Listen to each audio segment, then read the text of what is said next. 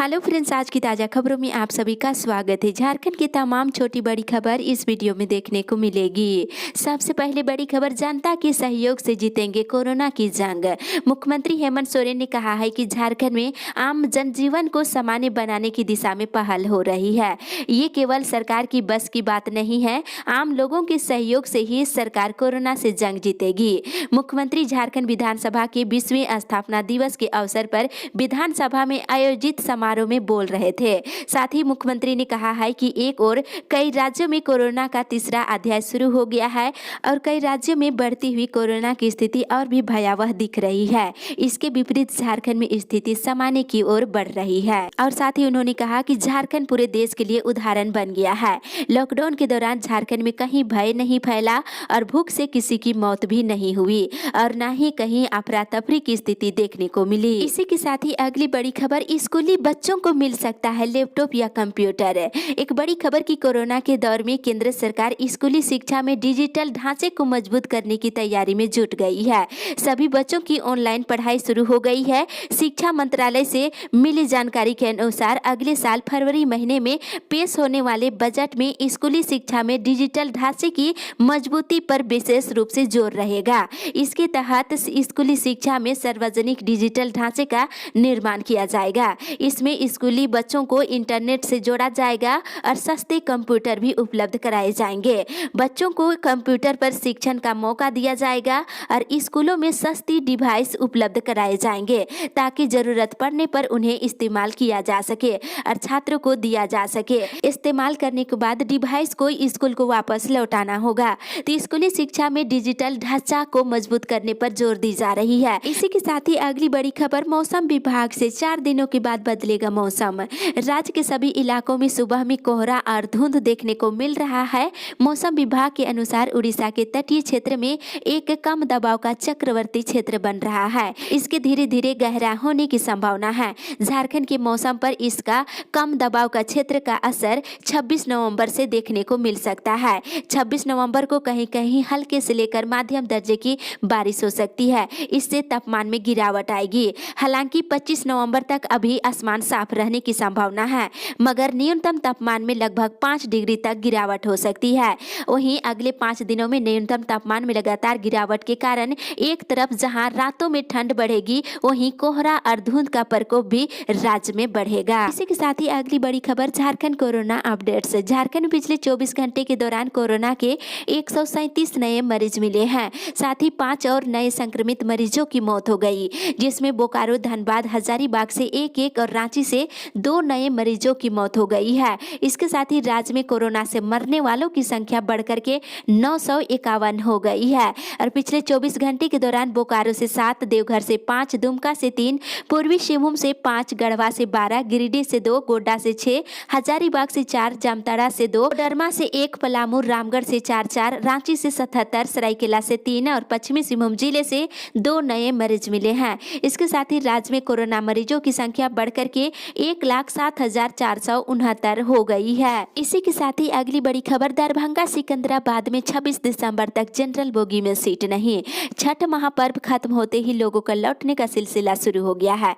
धनबाद से सभी लंबी दूरी की ट्रेनों में भीड़ काफी बढ़ गई है और कोविड के कारण सीमित संख्या में चल रही ट्रेनों में टिकटों को लेकर के मारामारी की स्थिति है। दरभंगा सिकंदराबाद स्पेशल में जनरल बोगी के रिजर्वेशन का आलम ये है कि यात्री 26 दिसंबर तक वेटिंग टिकट नहीं ले सकते हैं। और वहीं इधर छठ के बाद अपने अपने घर जाने में यात्रियों को परेशानी ना हो, इसको देखते हुए दक्षिण पूर्वी रेलवे ने हटिया से पूर्णिया, कोट और इस्लामपुर के लिए रोजाना ट्रेनों के परिचालन को हरी झंडी दिखा दी है। अब हटिया, पूर्णिया, कोट, हटिया और हटिया, इस्लामपुर, हटिया पूजा स्पेशल ट्रेन रोजाना चलेगी। हालांकि इन दोनों ट्रेनों का परिचालन 1 दिसंबर तक होगा। इसी के साथ ही अगली बड़ी खबर, नियमितीकरण पर विचार नहीं, पारा शिक्षकों को अस्थायी करने पर विचार नहीं करेगी हाई लेवल की कमेटी। एक बड़ी खबर की विकास आयुक्त की अध्यक्षता वाली हाई लेवल की कमेटी पारा शिक्षकों, आंगनबाड़ी सेविकाओं और आउटसोर्सिंग कर्मचारियों की सेवा शर्तों और नियमितीकरण पर विचार नहीं करेगी।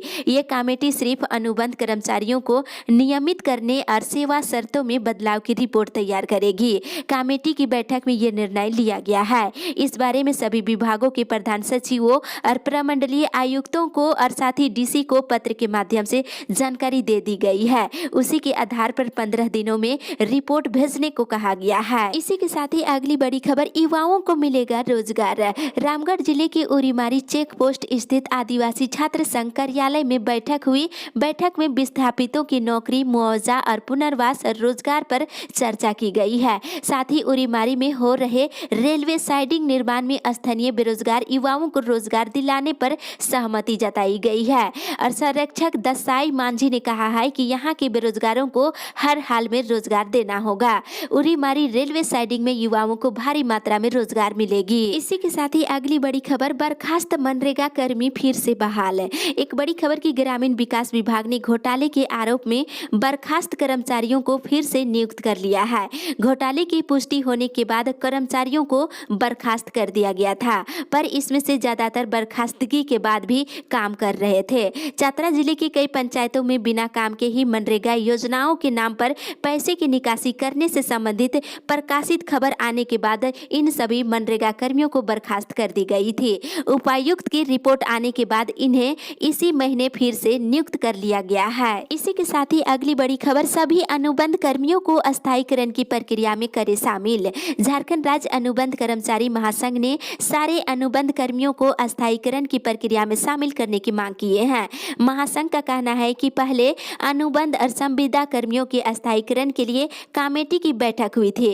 इसमें इस पर बातें हुई थी कि पारा शिक्षक और आंगनबाड़ी सेविका और अन्य इस समिति की परिधि से बाहर है, सबको बाहर कर दिया गया है, जबकि सभी को शामिल करने की जरूरत है। केंद्रीय सदस्य राजेश जोशी ने कहा है कि 60 साल की सेवा की गारंटी होनी चाहिए, उम्र सीमा में छूट होनी चाहिए, साथ ही 50% रिक्त पदों पर आरक्षण होनी चाहिए और 50 लाख तक निःशुल्क ऋण की सुविधा होनी चाहिए और ईपीएफ और बीमा सुविधा अनुबंध कर्मियों को उपलब्ध कराई जाए। साथ ही राज्य के सभी छूटे हुए अनुबंध कर्मियों को अस्थायीकरण की प्रक्रिया में शामिल करने की मांग किए हैं। इसी के साथ ही अगली बड़ी खबर, कल जारी हो सकता है कक्षा 8वीं बोर्ड का रिजल्ट। कक्षा 8 के वैसे विद्यार्थी जिन्हें ग्रेस अंक दे करके कक्षा 9 में प्रमोट कर दिया जाएगा, उनका परीक्षा फल मंगलवार को जारी किया जा सकता है। झारखंड एकेडमिक काउंसिल द्वारा इसकी तैयारी पूरी कर ली गई है। विद्यार्थियों को 20% ग्रेस अंक दिया गया है। परीक्षा में 42,000 से अधिक विद्यार्थी फेल हुए थे, सभी को ग्रेस अंक देकर पास कर दिया गया है। इसी के साथ ही अगली बड़ी खबर, 27 नहीं 47% मिले आरक्षण। ओबीसी यानी कि पिछड़ों को 27% नहीं बल्कि 47% आरक्षण मिलना चाहिए।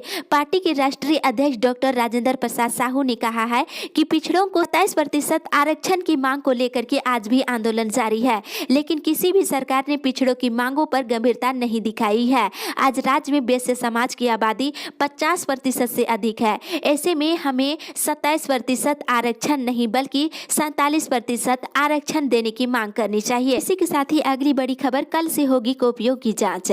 मदरसा, मध्यमा और इंटरमीडिएट वोकेशनल की कॉपियों की जांच 24 नवंबर से शुरू होगी। झारखंड एकेडमिक काउंसिल के द्वारा इसकी तैयारी पूरी कर ली गई है। मदरसा और मध्यमा की कॉपियों की जांच के लिए रांची और दुमका में मूल्यांकन का केंद्र बनाया गया है। वहीं इंटरमीडिएट वोकेशनल की कॉपियों की जांच जैक कार्यालय में ही किया जाएगा। अगली बड़ी खबर, सरना धर्म कोड को लेकर के बाइक रैली। एक बड़ी खबर की सरना धर्म कोड को लेकर के आदिवासी सिंगल अभियान और केंद्रीय सरना समिति और अखिल भारतीय आदिवासी विकास परिषद की बैठक हुई। सरना धर्म कोड की मांग को लेकर के आंदोलन अभी जारी है। लोग भारत सरकार से अपेक्षा करते हुए कहा है कि 30 नवंबर तक सरना धर्म कोड की मान्यता की घोषणा करे, अन्यथा रेल रोड चक्का जाम हमारी मजबूरी होगी।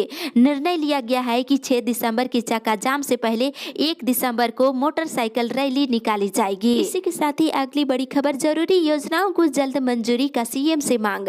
मुख्यमंत्री हेमंत सोरेन ने लोहरदगा की समस्याओं की जानकारी जिला प्रशासन से लिए हैं। इस पर उपायुक्त ने जिले के विकास को लेकर कुछ महत्वाकांक्षी योजनाओं सहित जन कल्याण से संबंधित एक ज्ञापन मुख्यमंत्री हेमंत सोरेन को सौंपा है। शहरी क्षेत्र में जाम की स्थिति और दुर्घटना की संभावना बनी रहती है। बाईपास रोड बनाने के लिए पथ निर्माण विभाग को निर्देश देने की मांग की गई है।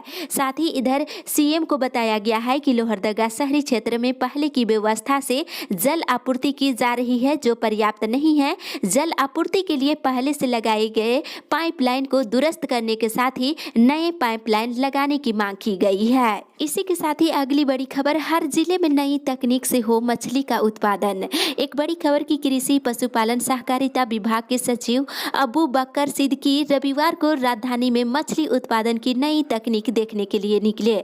बताते चले कि श्री सिद्दीकी ने कहा है कि इस तरह की नई तकनीक से हर जिले में मछली पालन होना चाहिए। एक दो मॉडल रहने से किसान इससे जुड़ पाएंगे और किसानों को काफी लाभ मिलेगा। सरकार ने प्रधानमंत्री मत्स्य संपदा योजना से किसानों को समृद्ध करने को लेकर निर्णय लिया है। इससे नई तकनीक से काम करने वाले मछली पालकों को बढ़ावा दिया जाएगा। विभाग के निदेशक ने कहा है कि मछली पालन में युवाओं के आगे आने से मछली उत्पादन की तस्वीर काफी बदल रही है। इसी के साथ ही अगली बड़ी खबर, इस शैक्षणिक सत्र में स्कूल खुलने की उम्मीद नहीं, बढ़ेगी परेशानी। कोरोना को लेकर 16 मार्च से बंद चल रहे स्कूलों को वर्तमान शैक्षणिक सत्र में खुलने की उम्मीद नहीं दिख रही है। सब कुछ ठीक रहा तो वार्षिक परीक्षा के समय ही स्कूल खुल सकते हैं। हालांकि ये भी कोरोना के संक्रमण की स्थिति पर निर्भर करेगा। स्कूली शिक्षा और साक्षरता विभाग स्कूलों को खोलने को लेकर कोई जल्दबाजी नहीं करना चाहती है। सच तो ये है कि स्कूलों को खोलने को लेकर विभाग किसी निर्णय की स्थिति में नहीं है। इसी के साथ ही अगली बड़ी खबर, रात होते ही 4 गुना पैसा वसूल रहे ऑटो चालक। यात्रियों के लिए एक बड़ी खबर कि राज्य में कई ऑटो चालक परेशानियों में फंसे यात्रियों से अवैध वसूली कर रहे हैं।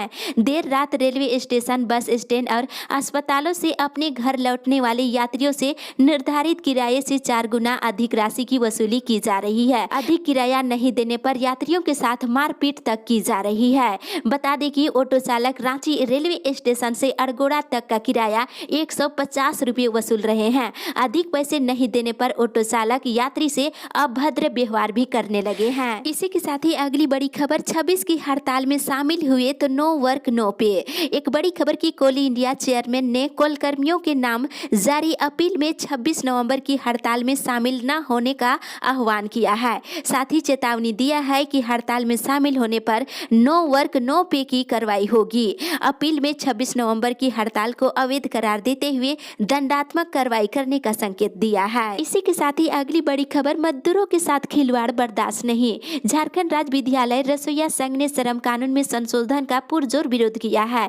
केंद्र की भाजपा सरकार की ओर से नए श्रम कानून को लागू करने का विरोध की जा रही है। राष्ट्रीय संपत्ति का निजीकरण और किसान के लिए नए कानून लागू किए जाने के विरोध में रविवार को गोड्डा जिले के शहीद स्तंभ परिसर में झारखंड राज्य विद्यालय रसोइया संघ की बैठक की गई। इस दौरान इन नियमों को वापस लेने के लिए 26 नवंबर को देशव्यापी हड़ताल करने का निर्णय लिया गया है। इसी के साथ ही अगली बड़ी खबर, लंबित वेतनमान की मांग को लेकर बाबूलाल को दिया आवेदन।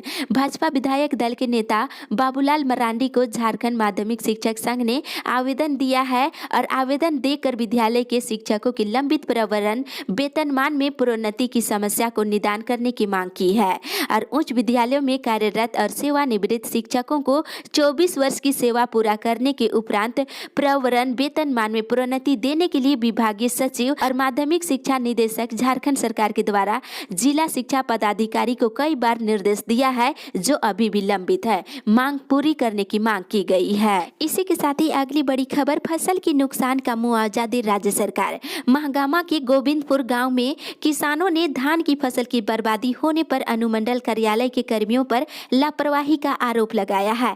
कहा है कि 4 दिन बीत गए हैं, फिर भी अनुमंडल प्रशासन की तरफ से कोई कार्रवाई नहीं की गई है।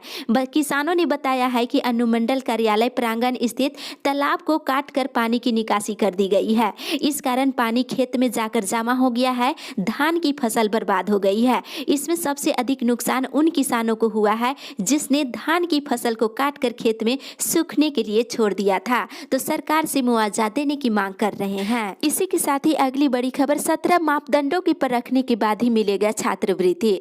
छात्रवृत्ति घोटाला उजागर होने के बाद इसकी पुनरावृत्ति रोकने के लिए राज्य सरकार ने इस वर्ष से सभी संस्थानों और छात्रों के आवेदनों का भौतिक सत्यापन करने का आदेश उपायुक्तों को दिया है। इस आदेश को पूरा करने के लिए 17 मापदंड निर्धारित किया गया है। उन्हें पूरा करने के बाद ही छात्रों को छात्रवृत्ति दी जाएगी। इस संबंध में कल्याण विभाग ने राज्य के सभी उपायुक्तों को आदेश जारी कर दिया है। इसी के साथ ही अगली बड़ी खबर, कल से अभियान। चाईबासा जिले में स्वास्थ्य विभाग के द्वारा 40 साल से ऊपर के सभी लोगों की जांच के लिए 24 से लेकर 30 नवंबर तक गहन जांच स्वास्थ्य तृतीय चरण का अभियान चलाई जाएगी। जाएगी। बताया गया है कि 40 साल से ऊपर के सभी लोगों की जांच होगी, जिसमें रक्तचाप, मांस, मुंह, लीवर, शुगर जैसी बीमारियों से ग्रसित लोगों की खोज सहिया के द्वारा घर घर जाके किया जाएगा और उनका निःशुल्क उपचार किया जाएगा। अगर आपको बीमारी है तो आप इसमें जा सकते हैं। इसी के साथ ही अगली बड़ी खबर, 25 नवंबर तक दर्ज होगी आपत्ति। सिमडेगा जिले के बरवाडी प्रखंड कार्यालय द्वारा झारखंड राज्य खाद्य सुरक्षा योजना के तहत ग्रीन कार्ड बनाने वाले लाभुकों का प्रकाशन प्राथमिकता सूची 25 नवंबर तक, इस पर आपत्ति ली जाएगी। प्राथमिकता सूची पंचायत द्वारा प्रकाशित कर दिया गया है। इस सूची को आप जाकर देख सकते हैं। इसमें नाम कहीं आपका छूटा तो नहीं है या फिर किसी तरह के कोई सुधार चाहते हैं तो सुधार करा सकते हैं। इस सूची को सभी जिला परिषद सदस्य, मुखिया, पंचायत और समिति सदस्य और वार्ड सदस्यों को भी उपलब्ध करा दिया गया है ताकि सूची में अंकित एक एक व्यक्ति के नाम की पड़ताल किया जा सके। प्राथमिकता सूची के प्रकाशन का उद्देश्य यही है कि अयोग्य व्यक्ति यदि प्राथमिकता सूची में जगह पा लिया है तो उनका नाम उस सूची से हटा दिया जाएगा और योग्य लाभुकों का नाम चढ़ा दी जाएगी। इस अपडेट में बस इतना ही। इसी तरह की रोज की खबर पाने के लिए आप हमारे साथ बने रहें।